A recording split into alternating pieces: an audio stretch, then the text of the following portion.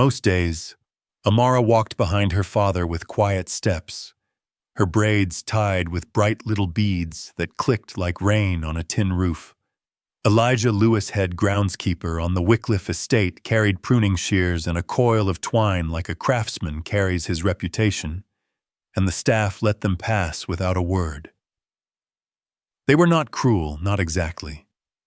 Just busy, just important, just practiced in looking through the people who kept their world polished and alive. The mansion itself was a hush built of old money, marble that remembered footsteps, windows that drank in the Georgia sun, hedges too tall for a child to see beyond.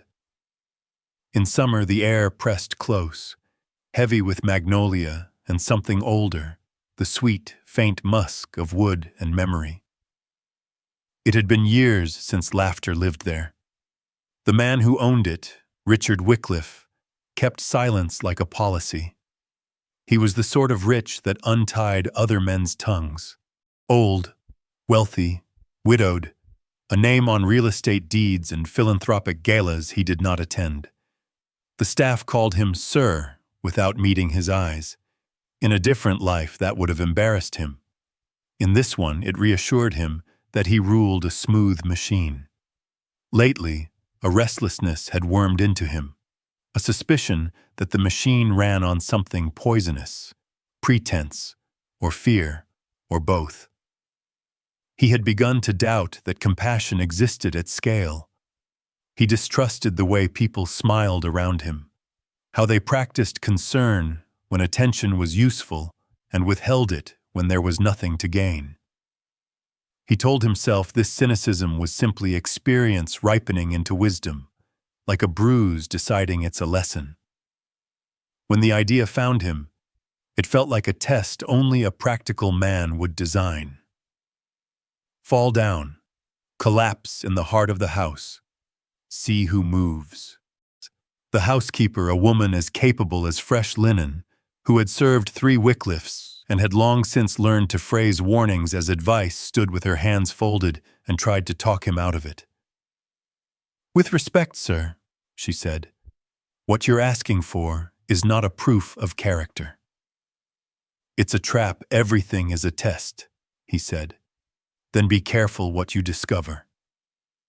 He dismissed her with a grunt, accustomed to the way his certainty always arrived first, and took the good chair.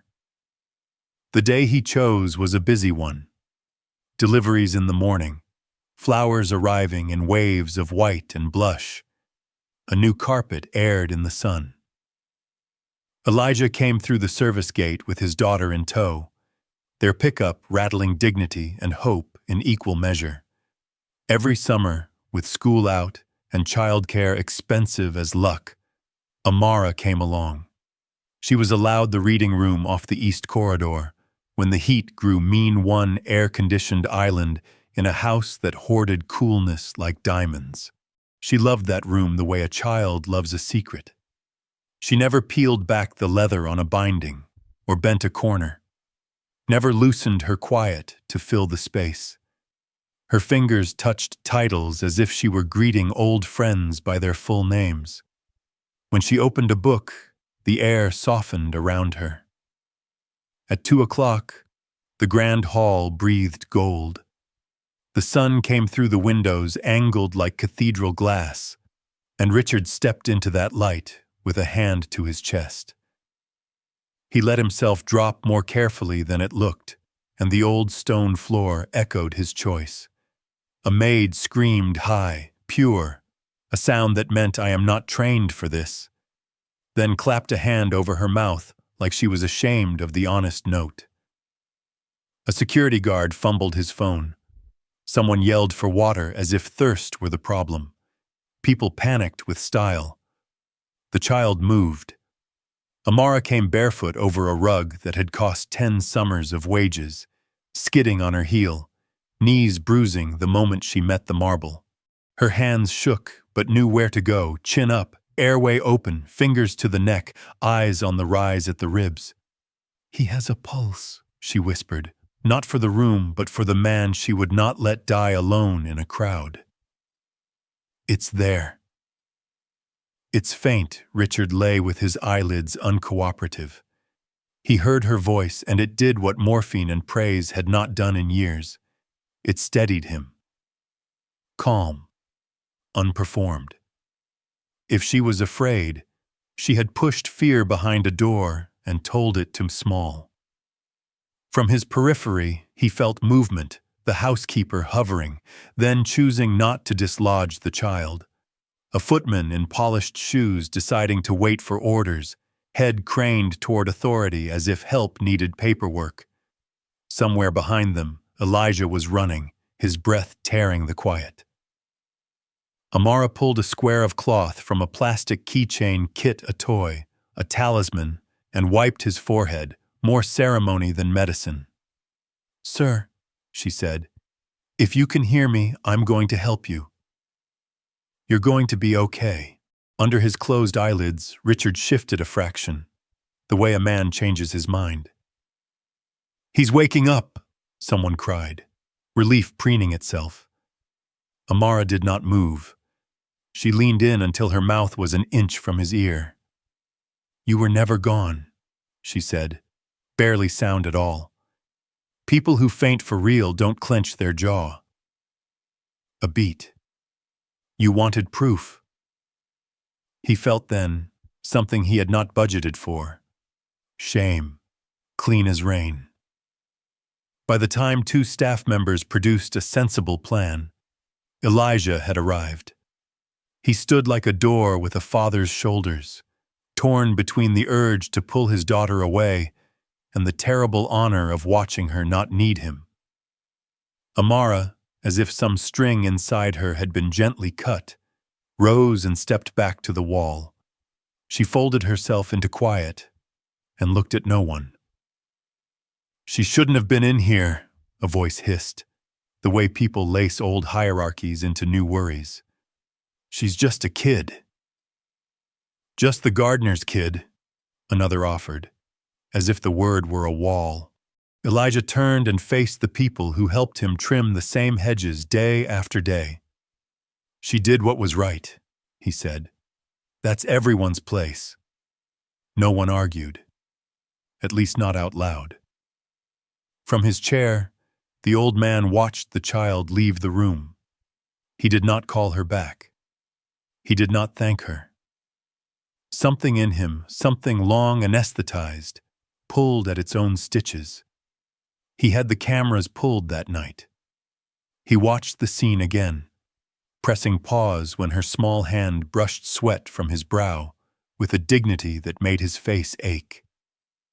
He asked the housekeeper for her name, and when the woman said Amara, he said it again to himself, trying it with the tenderness he had not used on anything fragile in a long time.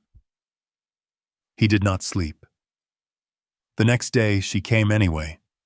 Her father had said she could stay home. He had also said he would be proud either way. Pride had never been the currency she chased. She preferred truth. No one greeted them. That was not new. What was new? What burned in the space just above her heart was the angle of their glances. Not curiosity, appraisal, as if the act of kneeling down to help had been a kind of theft.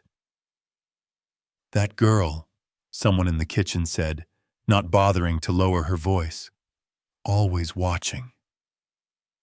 Acts like she belongs." "She did yesterday," another muttered, "but that wasn't her place." Elijah set his hand on the back of his daughter's neck and splayed his fingers like roots. "Your place," he said, quiet as prayer, "is anywhere you carry your light." She gave him half a smile meant for later. Out on the lawn, she took his gloves, too big for her hands, and tended roses with the attention she kept for living things that could not defend themselves. She had the stillness of a child who had taught herself not to need applause. Richard sat on the back porch with a glass of sweet tea, sweating into a ring on old wood. He watched her fingers, careful, merciful pinch, a dead bloom from a stem. She moves like she's learned to take up less space than she deserves, he said. The housekeeper did not hide her agreement. Children like her learn early, she said, that survival and permission are not the same thing. Does she read? He asked, as if reading were a diagnosis. The woman smiled. Sir, she reads like other people breathe. She borrows from your library and returns each book as if it were a favor she should pay interest on. No one asks to borrow those books, he said, stunned by a wound he hadn't known he still had. No one has in years. Then maybe the books have been waiting for her. That night, at home, under a ceiling fan that needed oil, Amara wrote in a notebook with a pencil sharpened down to stubbornness. Elijah sanded a broken chair in the yard, the dust clouding up near the porch light like summer snow. What are you writing, baby? He asked. A note, she said, for me. So I don't forget who I am just because they don't say it out loud. He wanted to ask to see, and did not. When she left the room, he read it anyway, because fathers are capable of compromise when the reason is love. Today, a rich man fell, and I helped him. No one saw me, but he did. 3 days went wide and slow. The mansion returned to the rhythm it liked, the kind measured by ironed napkins, deliveries signed for, dust swirled in shafts of 3 p.m. light. The only change was in the air. Something that had been clenched learned to breathe again, the way a fist opens when it is tired of pretending to be a rock. Richard could not stop thinking about the way the child's voice had refused to shake. He could not stop thinking about his own jaw, about the lie he had told his own body to make it do what he needed. At 74, his past had started walking closer to him. It wore the boots of a boy who used to sweep the gravel walk of another man's house. That boy had been told. With a voice he could still hear in his sleep, to keep his dirty hands off the good rug, when a rich man tripped and fell and bled onto the marble. The boy had promised himself he would build something taller than humiliation. He had succeeded, and in the process he had become the kind of man who used other people to measure whether people were worth his time. The truth came for him at the strangest moment. In the music room, the piano covered for a decade like a grand animal at sleep. He decided to try it again. Not the false fall, an honest one. He wanted to feel whether he had the courage to trust luck. He sent for Elijah's daughter. When she walked in, she looked both wary and steady, like a small boat that knows wind. You're going to fall again, she said. Not question, but diagnosis. He blinked. How did you know? People who want to test other people can't help themselves. He half laughed, then betrayed himself by proving her right. His foot caught in the edge of a rug. His weight groped for floor and found it hard. His temple kissed wood. Pain shot like a flare. Amara knelt. No hesitation. She eased a ribbon from her hair and pressed it to his cut. Don't move, she said. And the command was not loud, but it was absolute. You hit your head. The housekeeper and Elijah reached the doorway, their faces open like wounds. Richard lifted a hand barely an inch. She's got it, he said, tasting humility as if it were a new spice. After the doctor slapped reassurance on his pride and a small bandage on his head, the house buzzed like it had survived a weather event. No one looked for the child. No one noticed the reading room had absorbed her. She sat curled in the leather chair that fit every young back since 1923, and let the hush clean her. When the housekeeper found her, she said, "He's okay." Amara nodded. "Please don't thank me in front of them." "Why?" the woman asked, already knowing, because then they'll think I did it for that. The woman sat and placed her hands on her knees as if they might need to hold a memory safely. When I was your age, I ironed shirts in this house and counted tips that were not for me. The first time someone fainted, I moved, and afterward the mistress told me I had seen what others missed because I had learned to live at the edge. Seeing is not paid, she said, but it is a gift. Amara looked at her ribbon, now folded into her palm like a promise.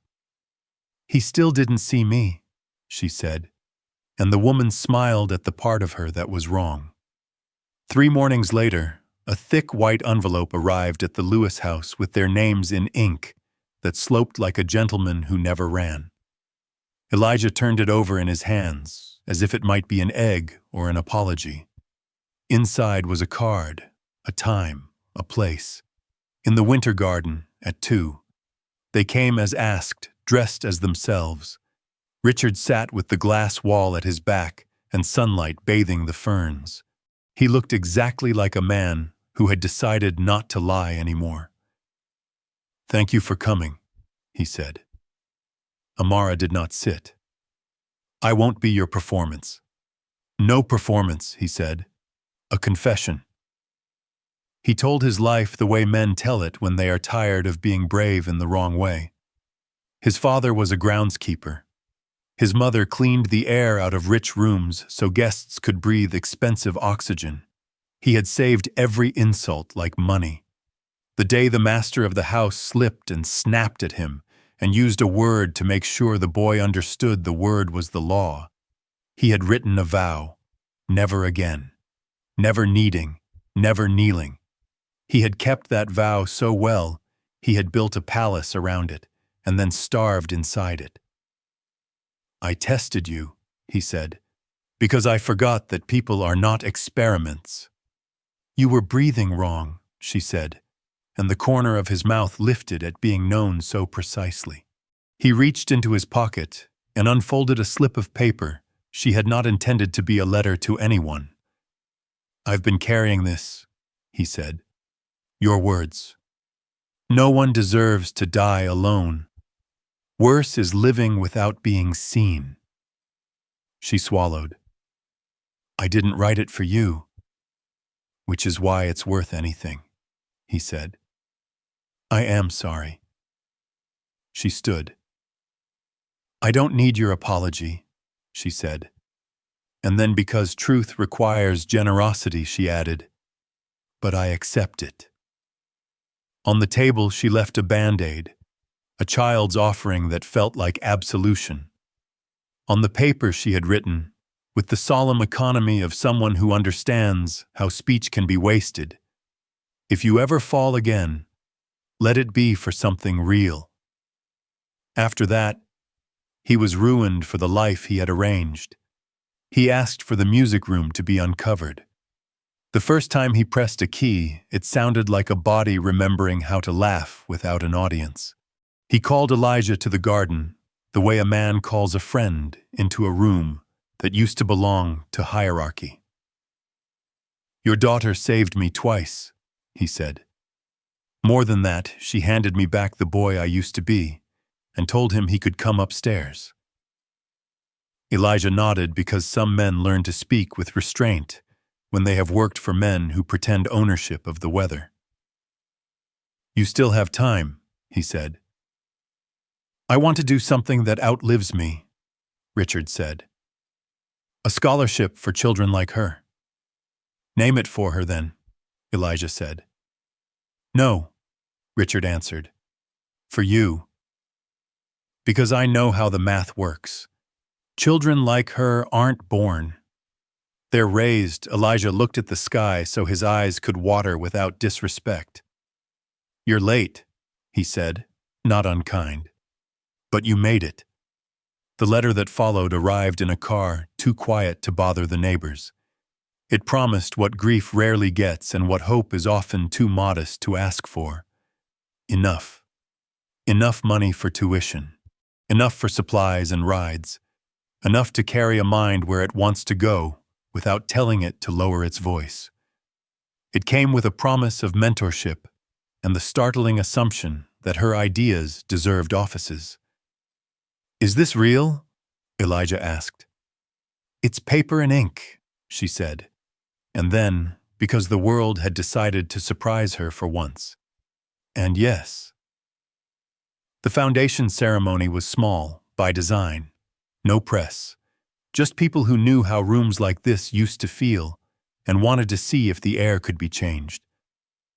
Richard stood behind a microphone and said the sentence that cost him the most because it bought him back. "I was wrong." He said it without decoration. He said it like a key turns. He did not name her from the stage because she had asked him not to. He honored her direction like a law. He said compassion instead, and action, and quiet, and real. He said the future belonged to the people who moved when everyone else looked around to see who would move first. He said he used to believe respect came from being feared. And now he believed it came from the kind of seeing that lets a child kneel beside a man who has chosen pride for so long he has forgotten how to get up without it. After the applause, polite at first, then something else, he led Amara down a hallway where the foundation's walls were glass and the light behaved itself better. On a plaque, engraved with the modest splendor of a name that had waited too long to be honored, she read, "The Elijah Lewis Scholarship Fund." So no child ever has to prove their worth just to be seen. "Does he know?" she asked. "Not yet," Richard said. "I'd like you to tell him." "He'll blame the pollen," she said, smiling into a future she was beginning to trust. Her life did not become easy. That is not how gifts work. The world still contained people who used the word place like a fence. It still required her to walk past the same rooms and forgive them again for not noticing. But her interior expanded. She taught younger children after school to trust their questions. She filled a new black notebook with plans the way a gardener fills a bed with seeds, casually, on purpose, confident in the riot to come. When the page scared her with its invitation, she drew flowers in the margins and let their softness make more room. 2 years took their time with her. Her braids grew longer. She learned to speak into a microphone without apologizing to it first. She found a way to hold grief for her mother and gratitude for her father without letting either cancel the other out. She stood in the garden at the mansion, no longer a fortress, but a place called House of Voices, and watched children pick mint and basil and ask whether the smell came from the leaf itself or the sun warming it. "Both," Elijah said, chopping the air with his hand, the way teachers do when they are trying to make knowledge visible. "The leaf has it. The sun releases it. That's how a lot of good things work." Richard moved more slowly. He smiled more. The staff learned that the door to his office was open and that he could be interrupted by a child with an idea if the idea was good as a laugh. He still had money, which surprised him less than he had hoped. He had now a life that could correct him when he began to drift toward the lonely shore where he had once built his house. On the day of the foundation's first showcase, the air on the lawn was lavendered with dusk. Lanterns hung from branches like generous moons. Children read poems they had been told would carry better if they were learned by heart, and they discovered those adults were right. A boy played a piece on the piano with 3 wrong notes that mattered less than his courage.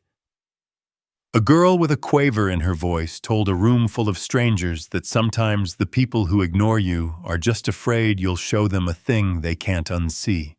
When it was her turn, Amara walked to the microphone in a navy dress that made her look like a version of herself she was still inventing. She wore a ribbon on her wrist, the same one, washed clean. No use pretending history could be erased just because it could be folded.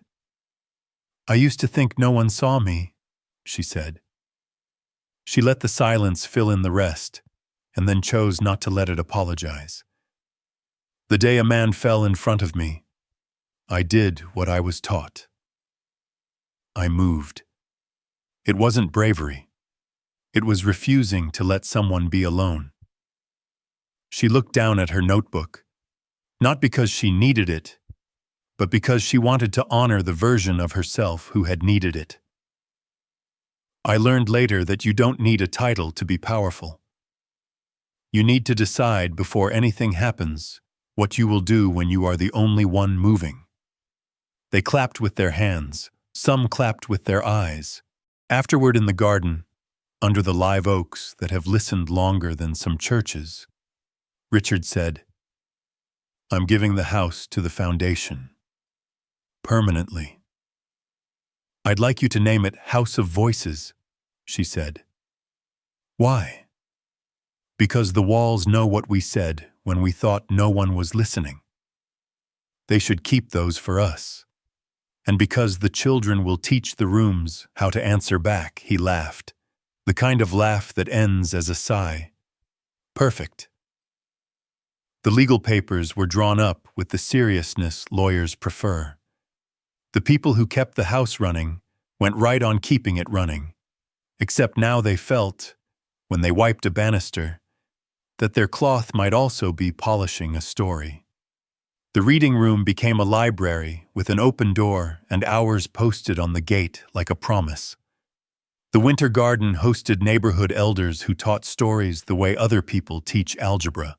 On Saturdays, Elijah used a barrel burned clean into a grill and fed volunteers who had thought service came without the requirement of feeding yourself first.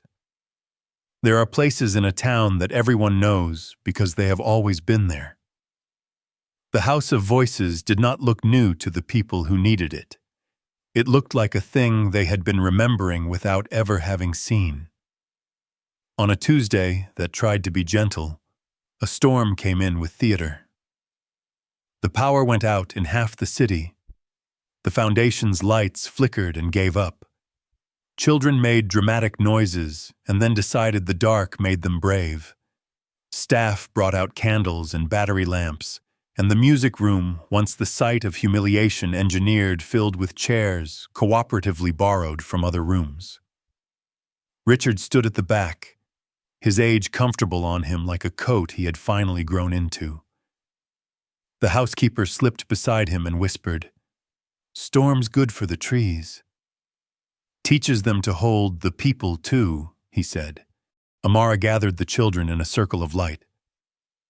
"We're going to play a game," she said. "It's called Who Moves First." They laughed. She taught them anyway. One child pretends to fall. Another practices moving, not because the room is watching, but because compassion is a muscle you train on purpose.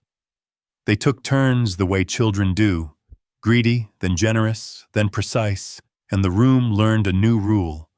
Helping can be rehearsed without making it cheap. Later, when the storm calmed down enough to stop performing, Richard asked the oldest boys to help him pull the sheet off the piano again. "It gets dusty fast," he said. He sat and placed his hands on the keys, like a man who had finally earned the right to touch what he owned.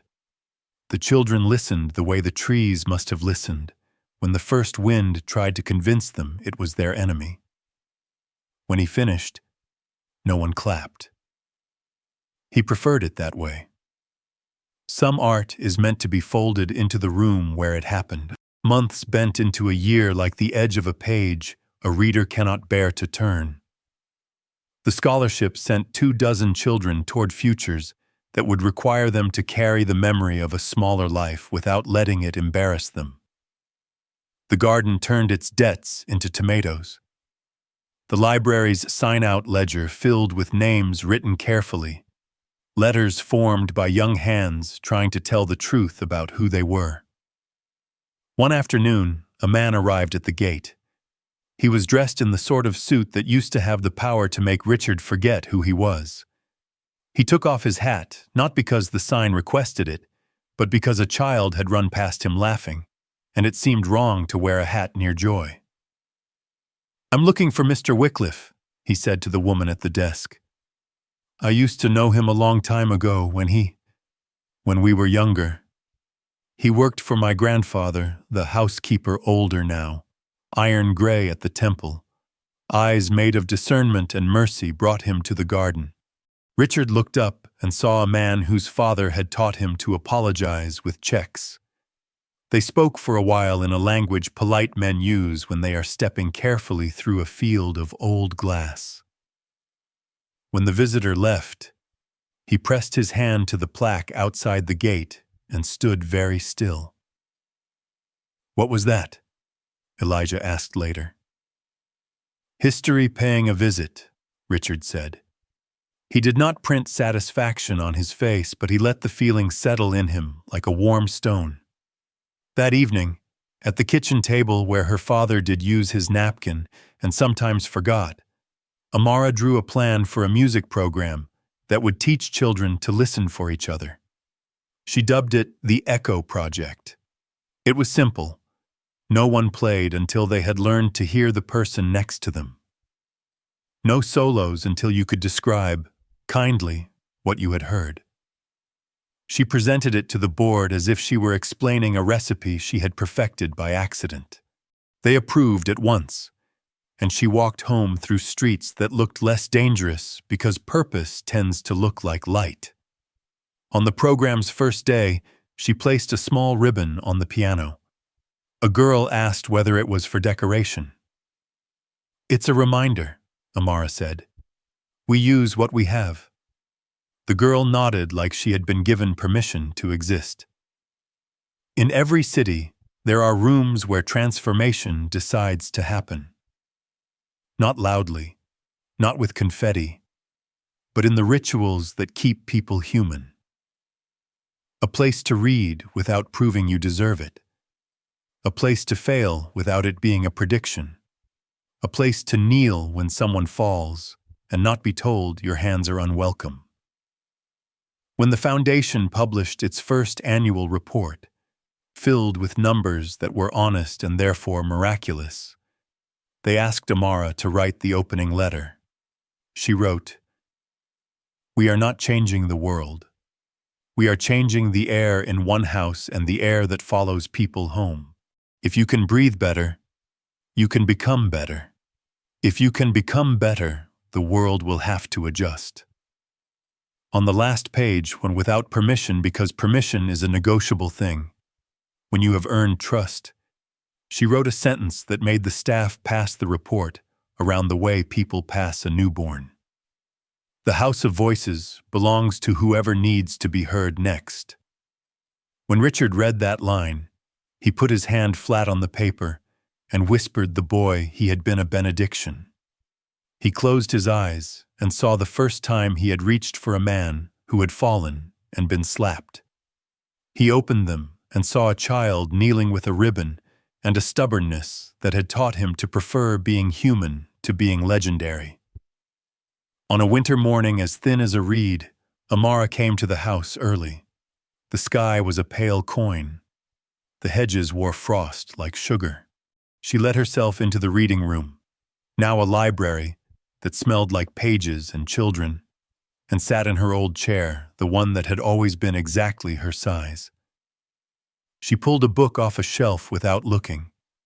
The inscription on the inside cover was in her own hand, written months before when she had decided the house would start talking back. "For whoever needs this next, take it. Bring it back with your fingerprints still on it. Books are better after we touch them." She smiled and turned the first page. The room, patient as always, waited for her to remember what it had taught her in a language made of quiet. You do not have to apologize before you begin. Behind her, down the corridor, she could hear Elijah's voice teaching a class about roots, how some grow deep, some wide, and both keep a tree standing in different winds. In the courtyard, she could hear Richard at the piano, practicing a song he would never play perfectly and did not need to.